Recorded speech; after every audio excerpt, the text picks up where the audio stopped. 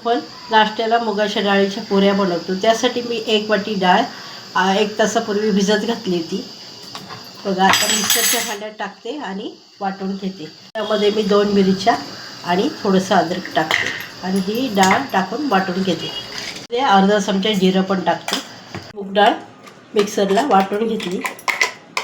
आता यामध्ये मी 2 वाट्या गव्हाचं पीठ घालते. 1 चमचा लाल तिखट घालते आणि अर्धा चमचा हळद घालते. चवीपुरतं मीठ घातलं आणि कोथिंबीर टाकते आणि मिक्स करून घेते सर्व. असं मिक्स करून घेतलं. आता याच्यातच मिक्सरच्या भांड्यातच मी पाणी टाकलं आणि ते पाणी टाकून असं मळून घेते. असं मी पीठ घट्टच बघा भिजवलं आहे. आता 5 मिनटं बाजूला ठेवते. आता 5 मिनटं झालेत. मी झाकण काढते बघा आणि असे छोटे छोटे असे गोळे करून घेते.